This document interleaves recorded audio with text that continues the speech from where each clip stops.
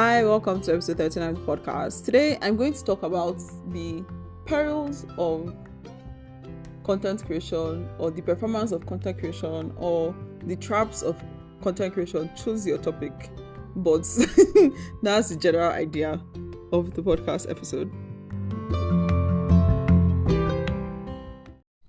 Okay, what do I mean? So you know how you're just doing your thing, enjoying yourself, sharing things as you like, what comes to your mind, and then you reach a certain level of shall I say success, and then people are following you, people are listening, people are telling you they're listening or they are reading what you're writing, you're getting a lot of comments and engagement on your post, and then that starts to shape what you post. You start thinking about what would people engage with the most versus what do I actually want to say, or what do I actually want to do, or what do I actually want to create.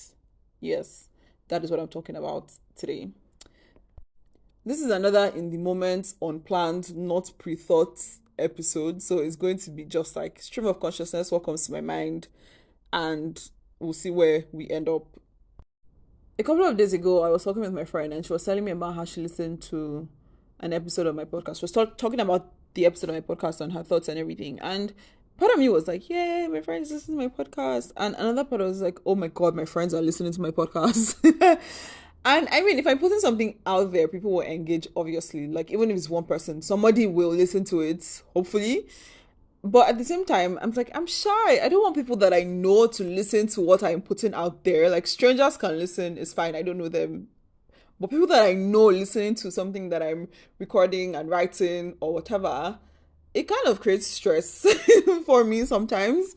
And it's something that prevents a lot of people from actually doing stuff. I was talking to another friend and she wanted to do TikTok and she's like, she feels so shy about it. Like people that she knows will see her on TikTok. And in my mind, I'm like, it doesn't matter though. And then I realized that I also had this concern, like people that I know listening to the podcast. Because when she was telling me that she listened to the podcast, I was like, no, don't listen to the podcast. But also, yes, listen to the podcast. And this is another challenge that people who create anything, even if it's posting on LinkedIn or posting on Instagram or posting on Twitter or writing a newsletter or doing YouTube, whatever form of content, you're creating something. There's that, I don't want to say anxiety, but that's the only word that comes to mind about how people engage with your content or whatever you're creating, or even if people will actually engage with what you're creating.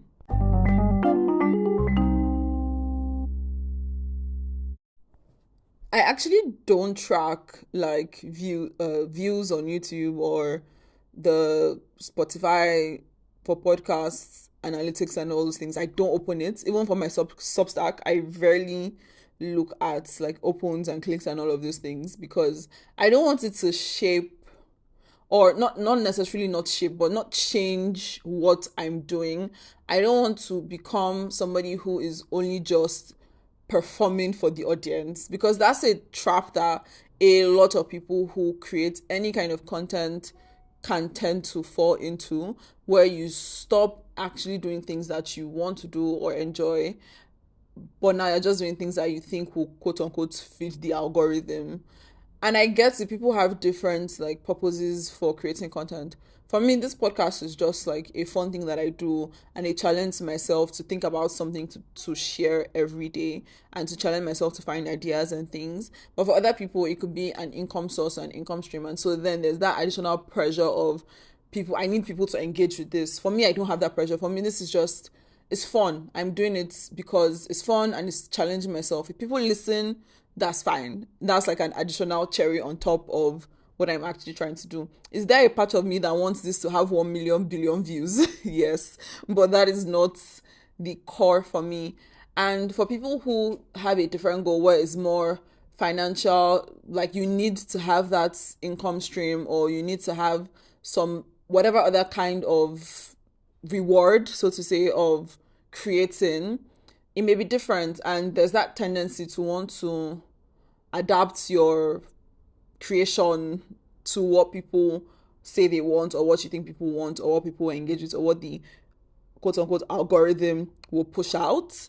And it's just a very fine line to straddle because a lot of time people talk about how they've given like this, they stop enjoying the process of creating because now they're only thinking about, will this get viral on TikTok, or will people share this widely. There is a place for collecting audience feedback and creating things that people need or want to hear. But I think that there's a joy in just doing something, having something live inside your head, and then putting it in the real world.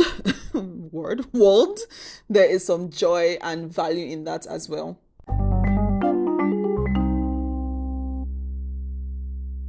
Also, the fear and the worries and the anxieties around, will people engage with this? Would it get 1 million views? Will I just be sharing in perpetuity and getting 0 views? It's normal. We're people, as much as we like to talk about intrinsic motivation and internal locus of control and all of those things, people also thrive in environments where they are accepted and they feel loved, and even if the love is fake internet love. But yeah, I guess, what is the moral lesson? I don't know. It's just thoughts that were prompted by conversations that I've had this past week, and also something that happened like literally 10 minutes before I started recording this. Um, but yeah, like, for me, this is a fun challenge. Maybe next year it changes from a fun challenge to something that I want to make money of, and that changes how I approach creating. But the important thing is, I'm doing something now, and many people are creating different things on different platforms for various reasons. And as long as your reason is clear, like you know what you're doing and you know why you're doing what you're doing, then I guess it's okay to adapt your quote unquote offerings to your audience, I guess, as long as you're following your goal and you know what you're doing. I don't know how to wrap up this episode, but those are my thoughts for today. Bye. Thank you for joining me on today's episode of A Couple of Things. If you enjoyed this episode or found any part of it insightful, don't forget to share with your friends on your social media, and be sure to leave a comment or a review if you can on your podcast listening app. Thank you.